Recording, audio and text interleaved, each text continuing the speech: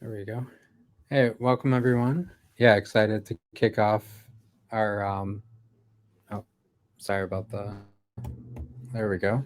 Yeah, excited to kick off our event today. And yeah, looking forward to this presentation with Xavier. Welcome back for everybody that joined his previous session with us in the Boston New Technology and Prepare for VC groups here. So yeah, really today we're excited to dive into another book. I really like Xavier's model where he pulls from different different books and different topics. And the one today we're actually going to be talking about putting on your oxygen mask first, and how you really have to take care of yourself before you can take care of others. We're all looking to make great impacts, but um, you have to make sure that you're okay as a founder before you can really help the people you're looking to help and make the impact you're looking to make. So, thanks again, everybody, for coming out here. We can use the chat tab. There's a public section, and then there's a Q&A tab where you can ask text-based, or video Q&A is more of a hand raise. And Xavier, excited to kick it over to you to kick us off here. Thank you very much, Jason. Thank you very much all for being here. It's great to be back. So today we talk about a key topic for many CEOs, regardless of the size of the company, by the way, which is the importance of putting your oxygen mask first. And when you board a plane, they always have this video before the flight.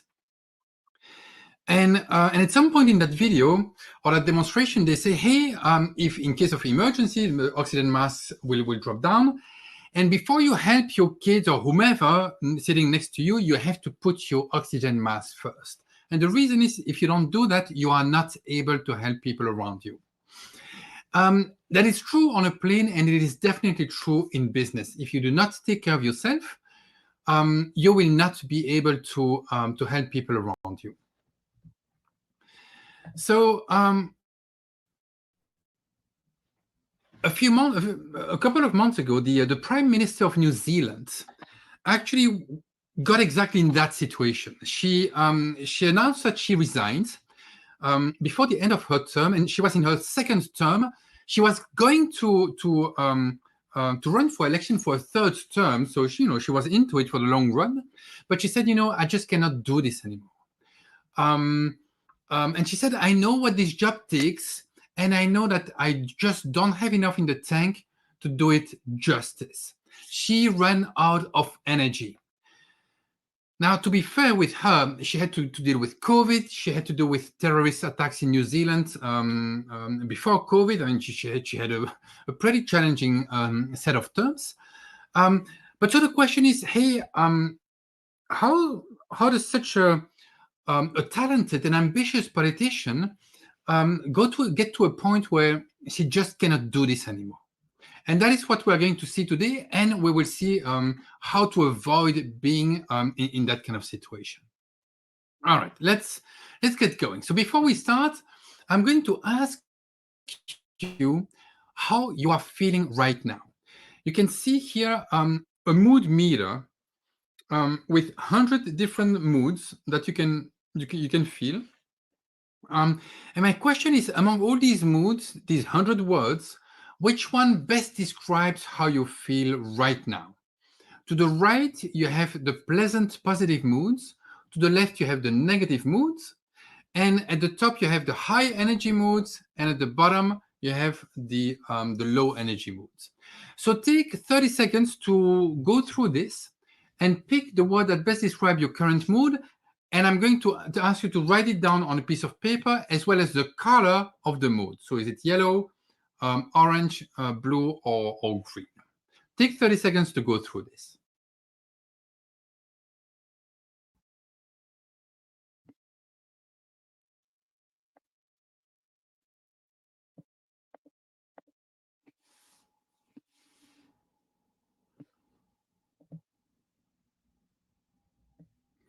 All right, let's get going. I'll ask you to keep that in mind or on your sheet of paper because we'll need it. We need it in a few minutes. All right. So in order to grow a business, any business, regardless of size, and regardless whether it is for profit or non-profit, there are two requirements for successful growth. The first one is you need a smart organization. Smart means smart strategy, smart marketing, smart finance and funding, smart technology. This is the rational aspect of a business. This is typically what you learn in business school. And that is definitely important, but it is not sufficient. You need a second set of requirements, which is you need a healthy organization. You need an organization with minimal politics, minimum confusion, high morale, high productivity, and low turnover among the employees. What we are going to talk about today is in this second category, how to build a healthy organization. And in order to build a healthy organization, you need to put your oxygen mask first. Today, I have three objectives, and we'll see how much time we have. I want to make sure we have a bit of time for questions at the end. So first, I want to illustrate why managing personal energy is so important and crucial for your business success. Second, I want to explore mental wellness, which is actually managing your personal energy. And then, depending on how much time we have left, I want to go into tips into giving and receiving feedback, which actually plays a pretty key role in managing your own personal energy. Now, here is the hard truth about leadership. It either forces you to get stronger or it slowly destroys your life. And here is how it happens, step by step. You step into life as a happy kid right after college. You have work, which can be your own company or whatever other a corporate job. So you have a part of your life which is work. You have part of your life which is your life, family and parents and your friends. And then you have part of your life which is yourself. You have hobbies, things that you really enjoy doing. And these three things are kind of balanced. But then life happens. Work starts to take more and more space in your life, especially if you start your own business. And at the same time, life starts to take much more and more space in your life. Maybe you have a boyfriend or a girlfriend, so maybe you get married, maybe you start having kids, and all these people start to take more and more space in your life.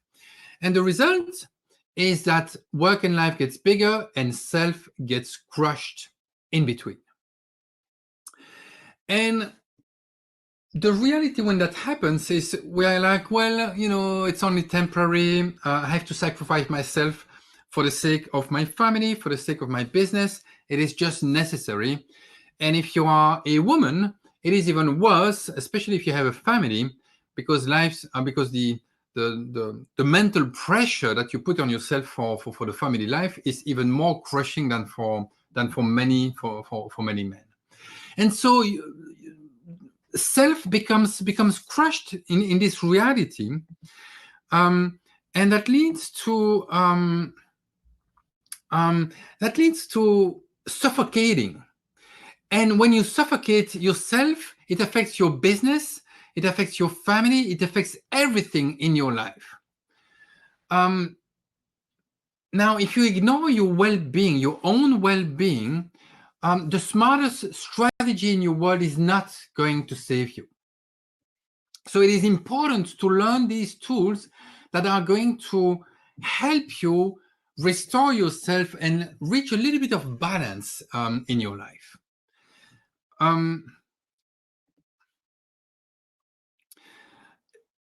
The same but said differently is if you cannot take of your business until you first take care of yourself. And this comes from Liz Wiseman, who wrote Multipliers, the book that we discussed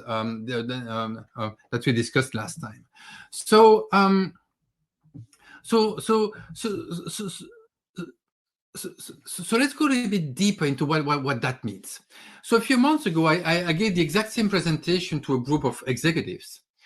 And I asked them before the presentation how much percent of their total energy was actually available to them on a day-to-day basis. And you can see here a sample of the respondents. On average, 60 to 80% of their total energy was available to them.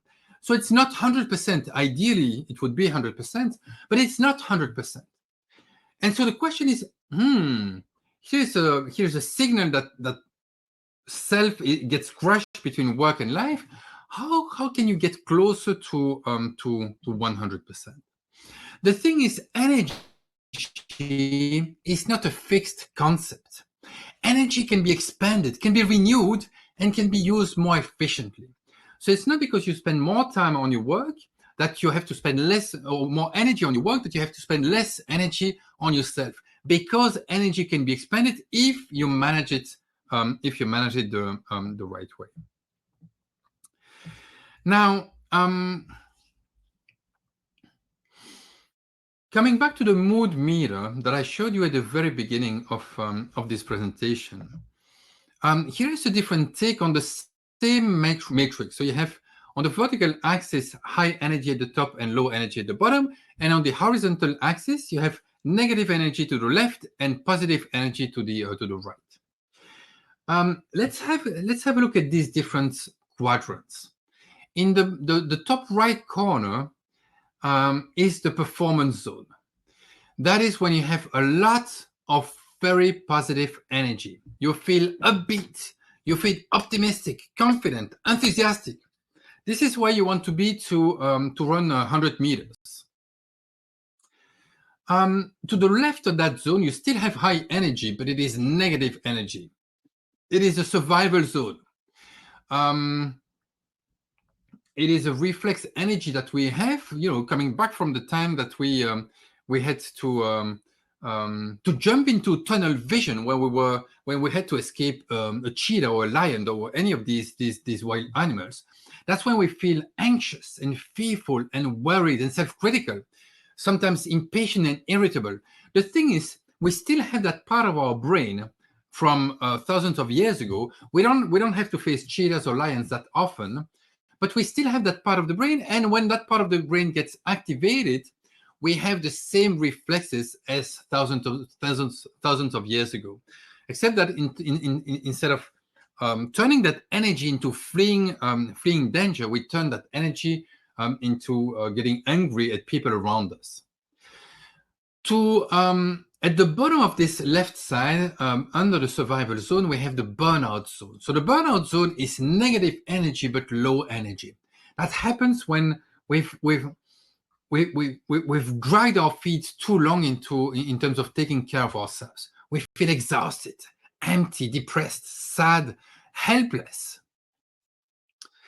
And finally, to the right, to the bottom, in the bottom right corner, we have the renewal zone. That is when we have positive energy, but we are low energy. So we feel tranquil, serene, carefree, and peaceful. Now, if you had to pick just one quadrant to be as productive as possible in your life, which quadrant would it be? Would it be the top right, performance zone, top left, survival zone, bottom left, which is burnout zone, or bottom right, which is renewal zone? Take 15 seconds just to answer this question for yourself.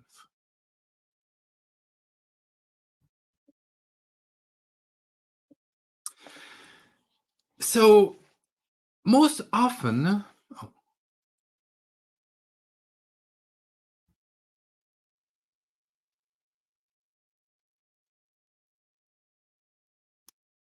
so I see a comment in the bottom right hand corner of your presentation. I can full size to fill all the screen. I don't see that layout.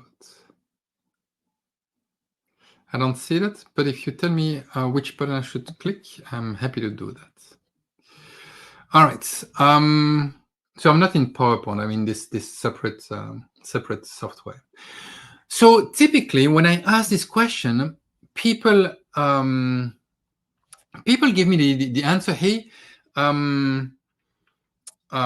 it should be the top right corner. That is the rule in that is the rule in any 2x2 matrix. I should be in the performance zone. I should be upbeat and I should be optimistic, confident every single time I show up at work. And the reason I should be that is because that is me. I am a superhero. I am the founder of my company. If I am not upbeat every day at work, the world is going to collapse. The thing is, we are not superheroes, or most of us are not. We are cans of soda. So imagine that you are a can of soda, and when you are upbeat and energetic, this can of soda gets shaken a lot. And the pressure increases in that can of soda. And this energy is useful to do a lot of things. But when the energy is too much, at some point, obviously, the can is just going to explode.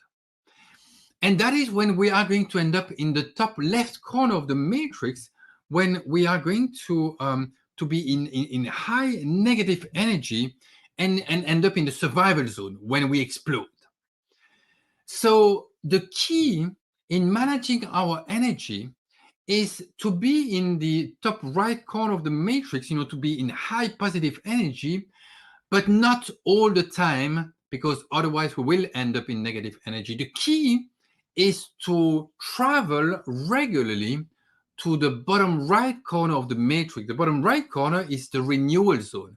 It is a low positive energy zone. So alternate between high positive energy and low peaceful positive energy. It is a little bit like a marathon runner. During a marathon, the runner is going to be high energy because because you have to. But then after the marathon, the same runner is going to be low energy in order to recuperate. And it sounds very obvious when we're talking about runners. But the thing is, recuperating, so getting back into this renewal zone, is part of the job of the marathon runner. It is part of their job. They have to put that in their schedule, in the planning, which they do when they plan the whole season. The same is true for you as a founder and as a CEO. You have to get into your renewal zone from time to time on a regular basis, and it is part of your job. Your job is not just to be the superhero who is always in the performance zone. Your job is also to make sure that you have time to get into your renewal low positive energy zone. Sorry. So pressure can break pipes or can create diamonds. It will break pipe if you try to stay in your high energy zone all the time. And it will create diamonds if you alternate from time to time from high positive energy to low positive energy. View yourself as a chief energy officer of your own personal individual energy. You cannot always be in the high performance zone. You need to rest and renew your energy regularly, and it is part of your job. If not, your positive energy will turn into negative energy, and people around you will suffer. Not only people will suffer, but your business will suffer, because when you are in this negative energy, you tend to make subpar decisions, even though you don't notice it. But your decisions are actually less qualitative than when you are in a positive energy zone. And one of the reasons is when we are in negative energy, in the survival mode, we are in a tunnel vision. Whatever first solution, whatever first option comes across our mind is the best one. It might not be the best one in reality, but that is what our brain tells us. Tunnel vision means I have one solution and I'm going to run for it. When we are in positive energy, it is much easier for us to be more creative, to think about different options instead of getting focused on the first option that comes across our desk. All right.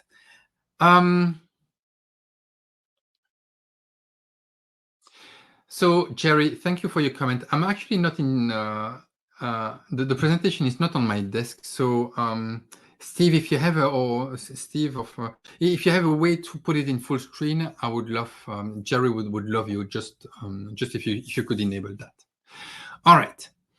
And that leads to this beautiful book, Your Oxygen Mask First, written by Kevin Lawrence, and that is Kevin Lawrence. Who came to these conclusions and said, "Hey, we have to do something about this." There are so many CEOs who get stuck in managing their energy, who just don't know how to do this. That we have to do something to help them. This is a great book, by the way. It's very well written, and when I mean well written, I mean it's pleasant to read. And it is profound at the same time. So it's just a very nice book. In this book, he describes 17 habits to put your oxygen mask first. And you can see here kind of the table of content of these 17 habits. The most important of all these habits, the one that most CEOs struggle with the most, is to manage your mental fitness. All right. So I can see that the conversation about the size of the slide is going through. At some point, we just have to accept the reality. I'm not in control of the slide, so I cannot really help you. But you can either find this thing that you cannot control, or just accept it and listen to me instead of trying to read every single text. All right. So manage your mental fitness. It is the key to to managing your own energy.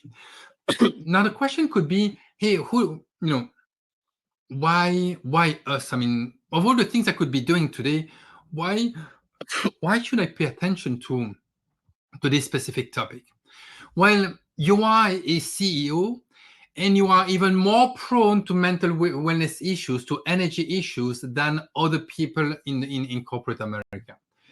83% of CEOs report missing at least one day of work due to stress, burnout, or other mental health challenges, as opposed to only, quote unquote, 70% of employees. The thing is, I mean, intuitively, it's pretty easy to understand why CEOs have more mental wellness issues. There is so much more pressure on you than on the rest of people who work in the US, and that is even more the case if you have a startup, because the pressure gets multiplied by approximately 200. The thing is, mental wellness, mental health is the big secret of boardrooms, especially if you are a man, because men are supposed to be supermen. Mental wellness, I mean, for many men, let's be honest, for many men, mental wellness means, oh, that is not for me. I'm a man, I'm a superman. This is not my problem. And the truth is, it is your problem. You are under a lot of stress, and stress, if you are feeling stress, it is an indication that your mental wellness is already threatened. Here's an extract from the book from Kevin Lawrence. Mental wellness is not a yes-no dichotomic situation. Mental wellness is actually a continuum. And you can see on the left side of this continuum, so on the left side of the continuum, you are completely healthy from a mental wellness perspective. No mental issue at all. On the other side of the continuum, you are mentally ill. I mean, these are big issues where you need to start seeing specialists to get treated. The thing is, in between these two extremes, there are other steps in mental wellness. And it starts with being irritable, being stressed, being anxious, being angry. If you feel any of these negative energy, it is an indication that your mental wellness is already threatened. It is an indication that you have started the journey on the mental wellness continuum away from 100% healthy energy. So the message is, if you feel any of this negative energy, it is a signal that you have to stop and reconsider how you manage your own energy. Now, there are many ways to manage your own energy. And on the next slide, I want to share a couple of these ways. Which way you use doesn't really matter. Pick whatever way works best for you. But the key is to make this regularly. You cannot do this tonight just because you've seen this presentation and then say, okay, I'm good for the rest of the month or the rest of the week, whatever, or the rest of the year. This is not okay. These are things that need to become habits. All right, so let's see what you can do to prevent mental wellness issues and to take care of your own energy. And I've gathered them here in three topics: body, mind, and spirit. So in terms of your body, exercising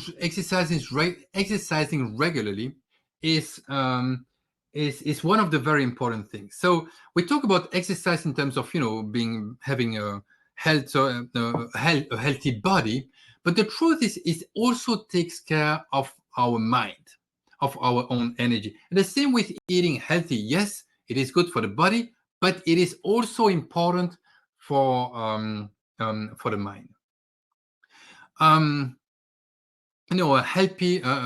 healthy mind in a healthy body. There is scientific evidence that is indeed the case. If you don't take care of your body, your mind will suffer. The second theme is to take care of your mind. Now, taking care of your mind can be about finding ways to clear your mind. Some people journal at the end of the day. So what that means is they take a piece of paper and they start jotting down thoughts, just emptying their mind and putting it on paper. It works miraculously for some people. For many people, it doesn't work for me because we are all different, but maybe it will work for you. It's something that takes 5 or 10 minutes every day. It's not a lot, but it is a very good way to relieve stress. Another way to take care of your mind is to meditate. And in meditation, as in everything, you can go to the extreme and go to an ashram in India, or you can do small meditation exercises at your desk throughout the day. And there are techniques where you can do 2-minute meditation exercise at a time and then go back to your work. That is what I do personally, and it works really well to maintain a balanced mental wellness. So the first bucket is take care of your body. The second bucket is take care of your mind. And the third bucket is take care of your spirit. And I'm not talking here about religion. It might be religion if it works for you. But I'm talking about things about, hey, spending quality time with people close to you.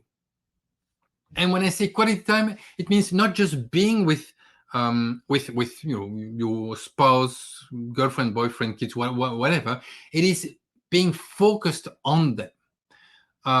That is what quality time means. Being just in the moment with them without thinking of any other worries you might have from your work.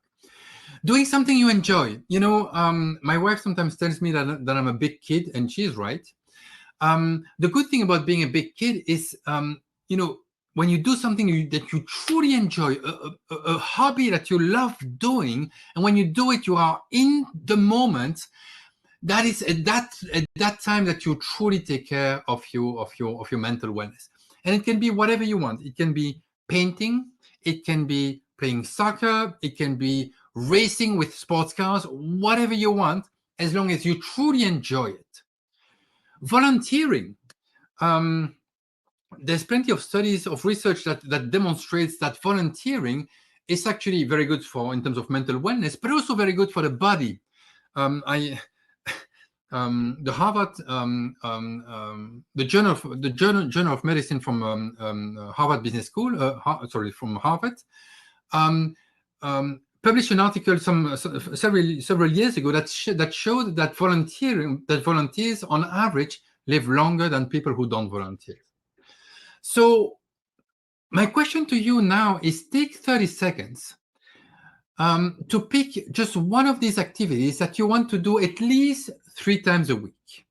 Doesn't need to be for hours, but something that you are going to do 3 times a week. Take 30 seconds to identify that, and then you can put it in the chat.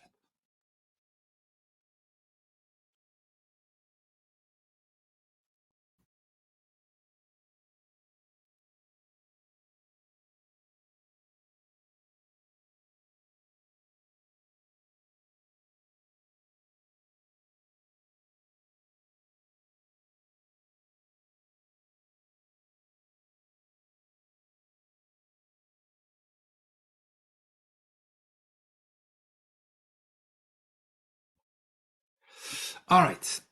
So if you want, if you don't feel comfortable, that's completely okay. But if you want, drop it in the chat. Amber, I'm reading your Jerry. I volunteer as a mentor. That's great. That is great. Absolutely. Jim, very good. Meditation, need to do more. Very good. Excellent. Amber, I'm trying to read your previous comments. Would you be willing to share one thing I'm doing well as a co-worker, friend, manager? I'm not exactly sure I understand what you want me to do, but if you want, we can you can contact me after this presentation. I contributed at animal shelters. Very good. Excellent. Excellent. So the question to you is, are you satisfied with your current mental wellness?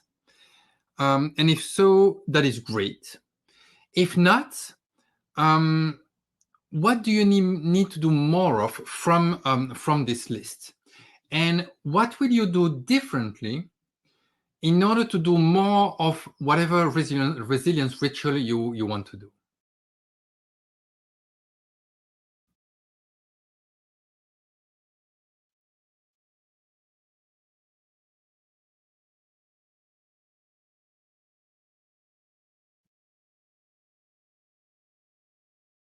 So Mike,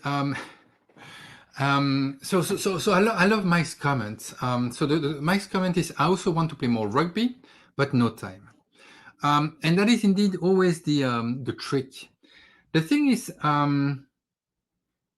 when we try to start one of these activities, we have a tendency to strive to perfection. We don't need to go to perfection. And the thing that we want to reach perfection means that we actually don't start. That is why so many people on January 1st decide that they are going to do to go to the gym 3 times a week, and then they end up never doing it because it is just too overwhelming. The trick is to start very small. So coming back to this example of the gym, okay, my goal is to go to the gym 3 times a week, but I don't have time to do that. What can I do to start small? Well, one thing I can do to start small is to decide to take a walk 10 minutes every day. And maybe at the beginning, it's going to be just 5 minutes. And I'm going to do that every day or 3 times a week, just 5 minutes every time. And then the following week, I'm going to do that for 10 minutes. And then I'm going to do that for 15 minutes. And then in a month or two, you know, since I'm going out already and I have my shoes on and I have my jacket on, well, maybe I can just drive to the gym. And then I will start going to the gym. And the first time I go to the gym, maybe I'll just go for 30 minutes. And then the following week, I'll go for 35 minutes and then 40 minutes and so on. It is much easier to build, to start small and build on these habits than to try to go straight to the finish line. So my question to Mike and my question to all of you is, what is the first small step that you can do to get in the direction of the habit that you want to create in several weeks, months, or even years? It doesn't matter. But what is that first step?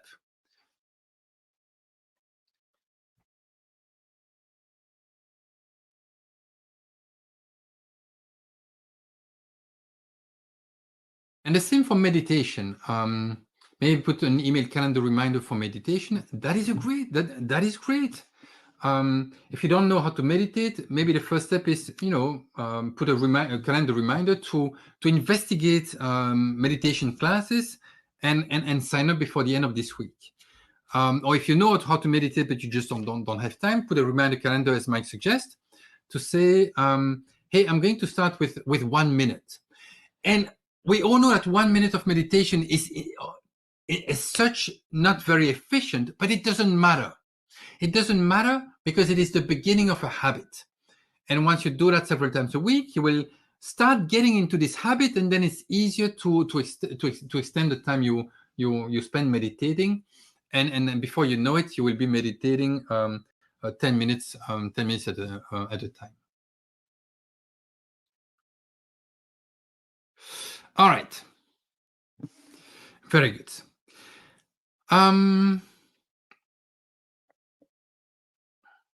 Very good. Now, I'd like to switch gears a little bit. And so far, we've talked about the importance of mental wellness.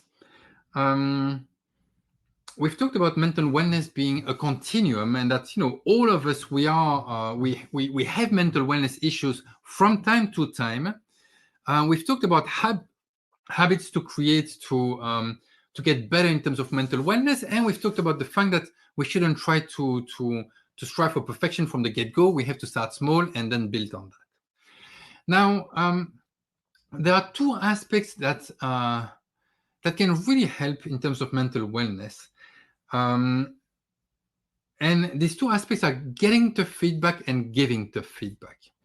Now, getting the feedback is important for mental wellness because very often we don't realize when we are going down the wrong path in terms of mental wellness. We don't realize when we are getting irritated or angry or impatient, or more impatient than usual. And when that happens, we tend to think, oh, it's just because of this other guy or because of whatever, but it's not me, it's them. And it becomes a blind spot. And that's why getting feedback is so important, because other people around us notice these things that happen with us that we don't even notice. Now, the rule with feedback, with getting feedback, is the more you succeed, the more successful you are, the more people love your ideas. Now, let's be super clear here. It is not because you are successful that you have better ideas. Your ideas are just as bad as they were before you were successful in life. And that means, but people have that bias, and people, the more successful you get, the less honest the feedback is that people will give you.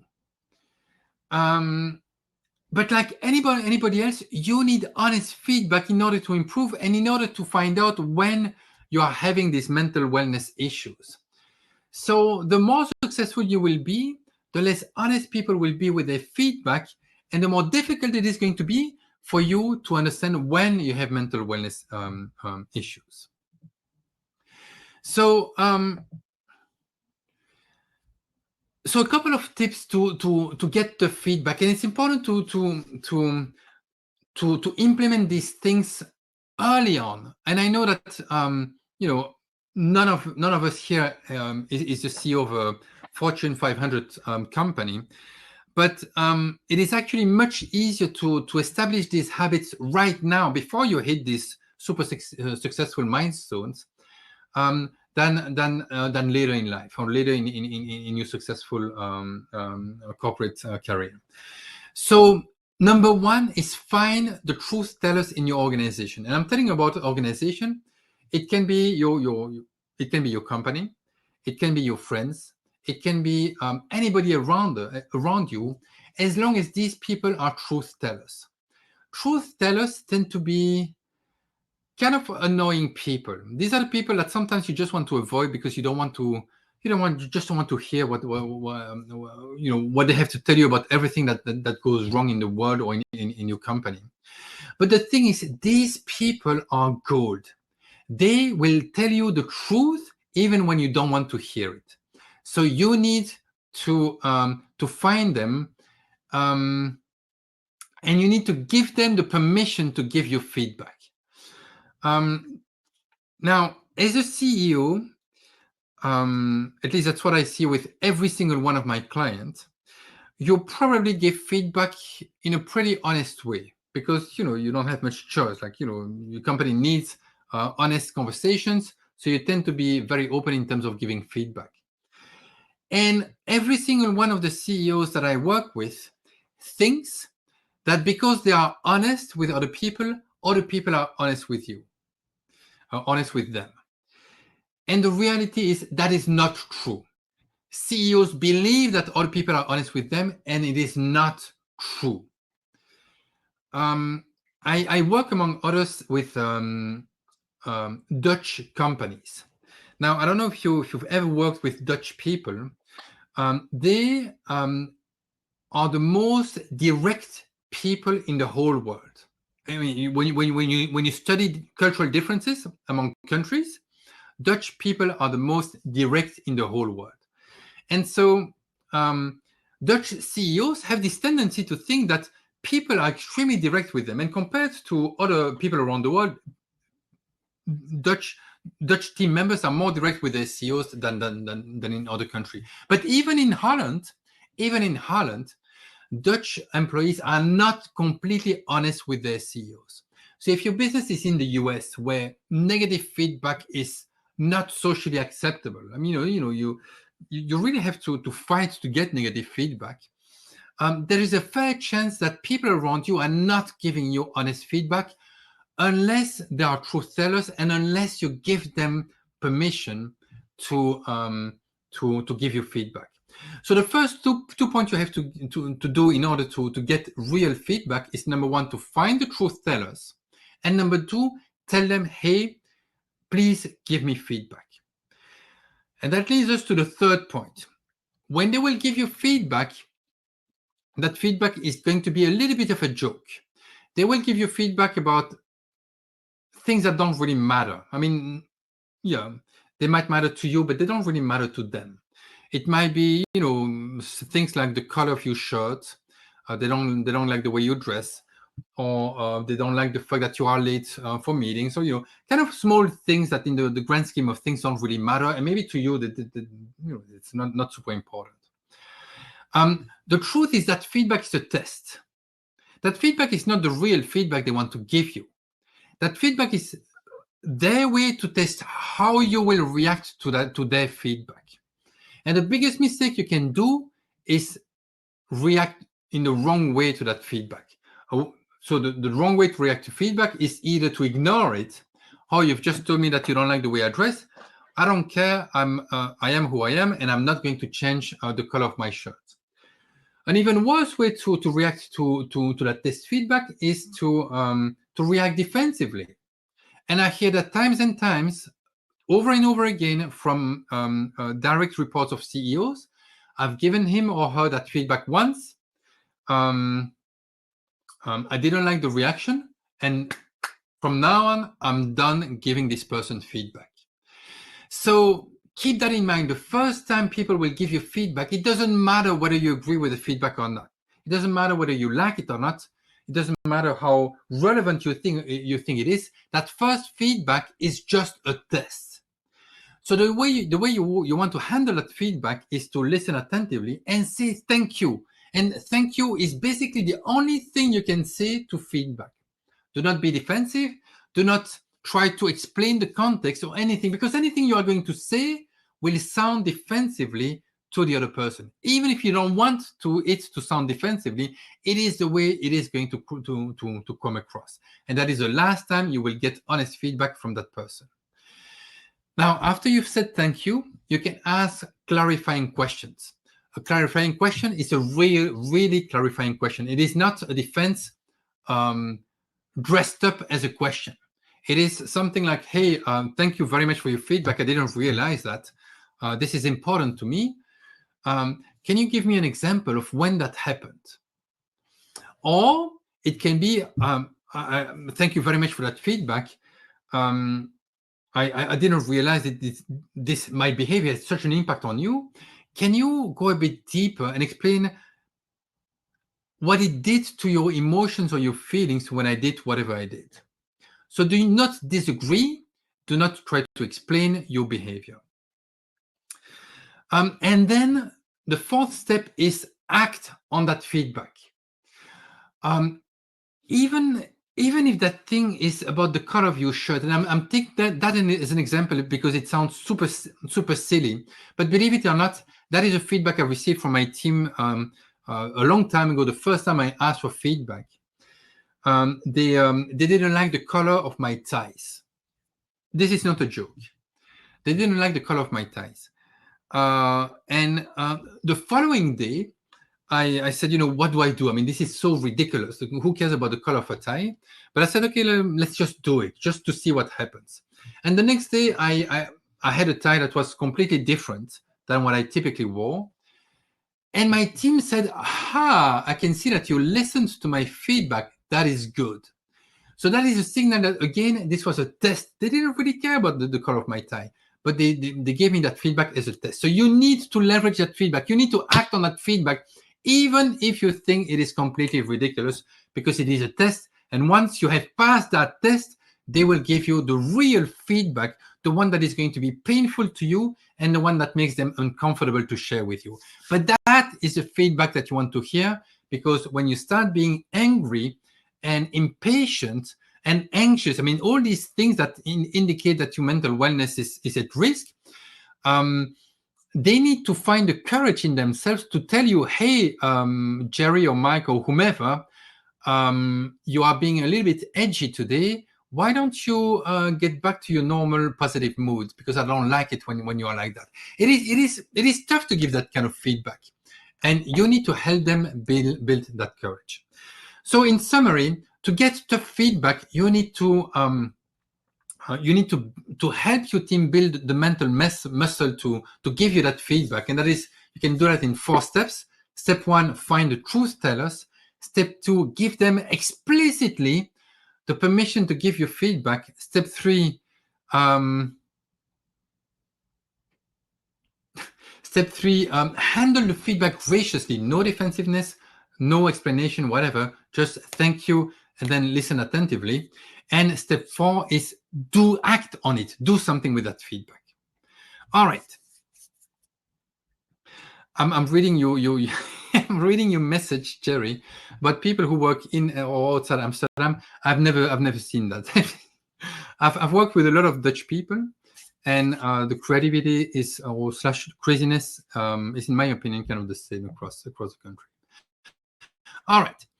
The second part about feedback is how to give the feedback. Now, giving the feedback is crucial because often we work too much because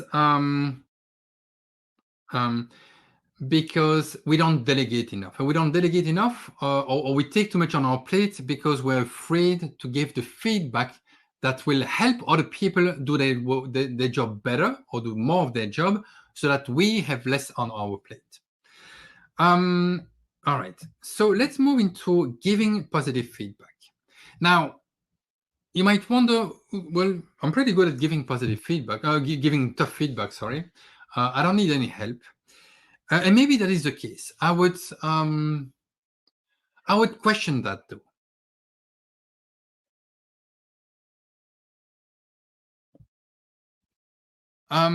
72% of employees think that their performance will improve with more feedback. So they are actually open to receiving more feedback because they know that it can help them do a better job. And yet only 26% of them agree that the feedback they receive is helpful for them to do a better job. So there's clearly a mismatch between offer and demand. People want more feedback because they know it's important, but they might receive feedback, but it's not very helpful. So let's go through through a methodology to give some feedback. And Amber, this might indeed help you with your question. So we have 8 minutes left, so we are not going to go through the whole detail, but we'll go through summary, an overview of the of this methodology. When I started giving feedback as a manager, when I needed to give feedback as a manager, like a long time ago as a young manager, I chickened out, and I gave negative feedback that was actually no feedback at all. It was beating around the bush, not being to the point. The person who was receiving the feedback didn't understand what I meant, and I thought I was being clear, but I was absolutely not clear at all.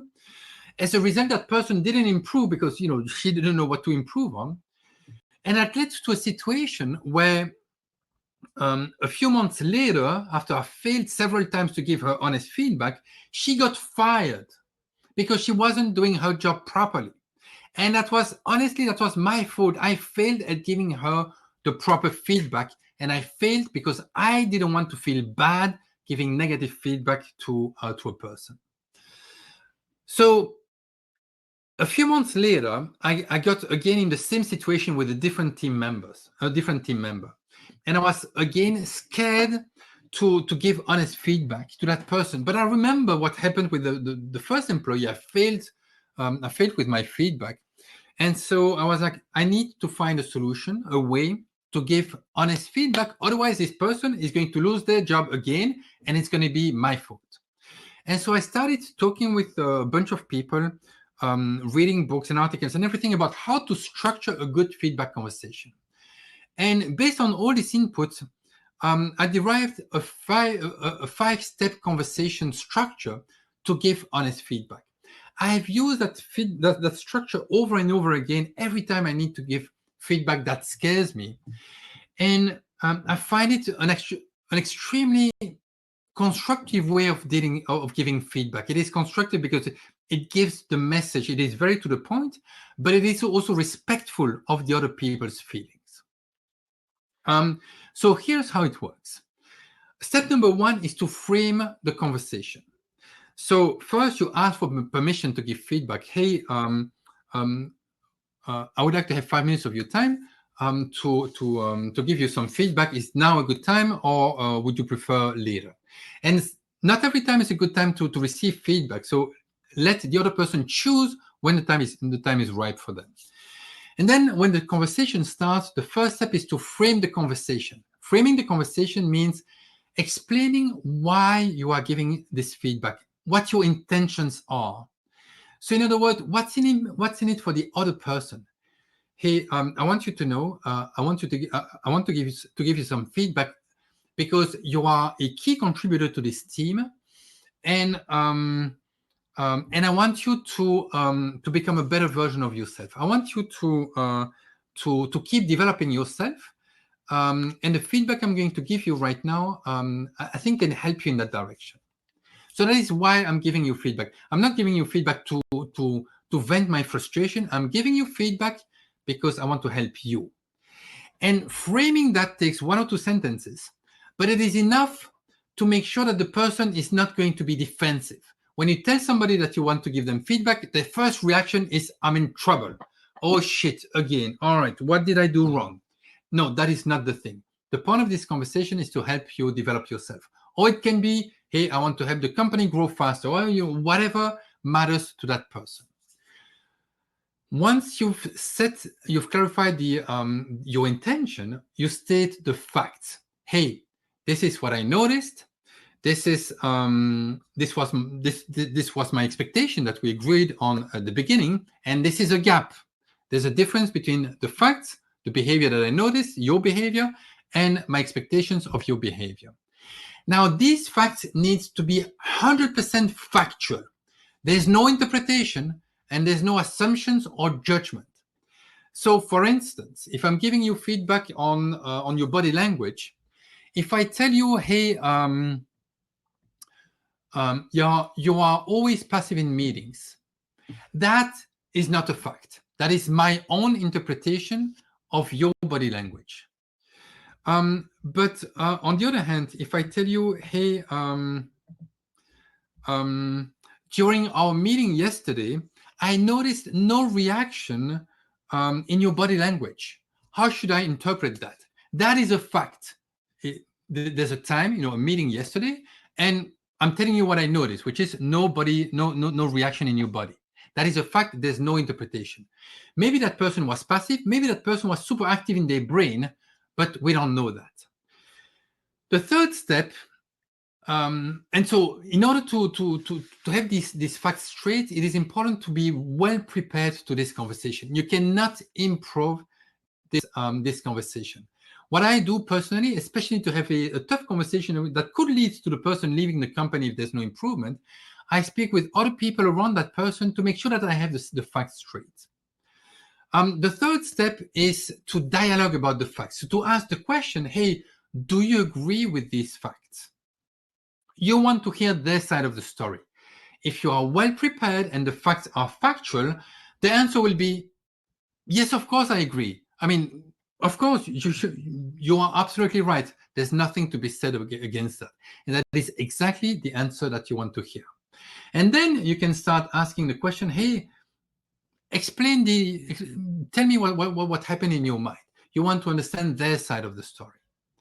And that leads you to the fourth step. The fourth step is when you share your emotions. Now, until that, up to that point, you have shared zero emotion. It was pure factual and rational.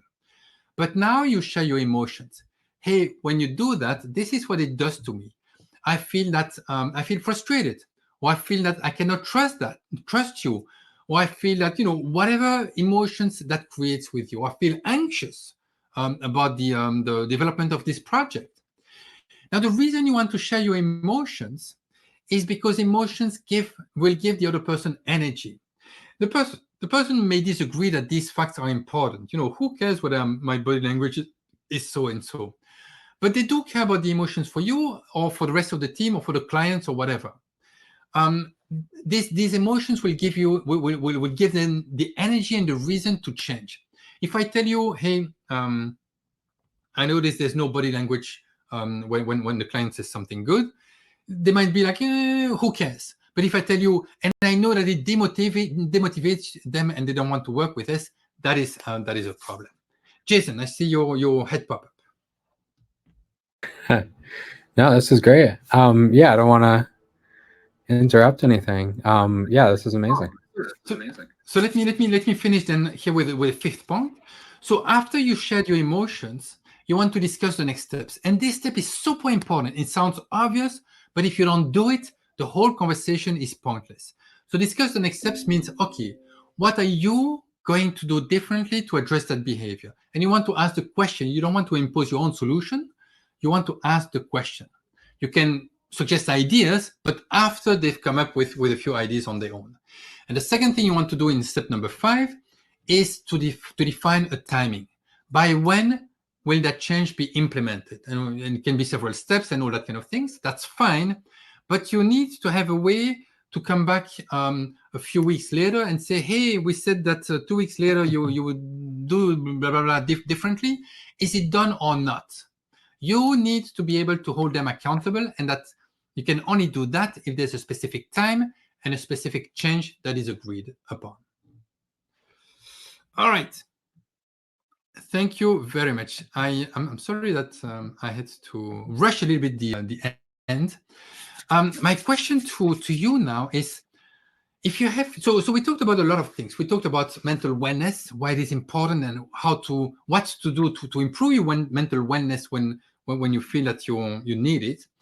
We talked about how to get feedback among others about your mental wellness and when you start going down that slippery slope. And we talked about how to give feedback so that other people can do more of your job, and you can kind of reduce the pressure on yourself. Of all the things that we've discussed, if you had to remember just one and forget all the rest, what would be that one thing that you want to remember today? Take 30 seconds to think about it and then put it in the chat.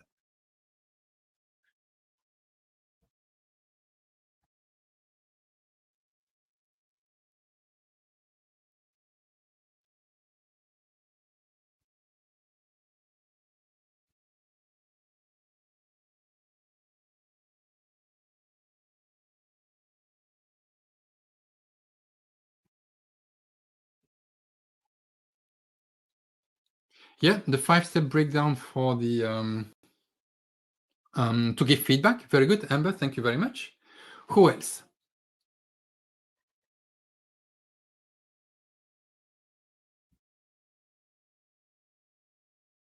Jason, what do you want to remember?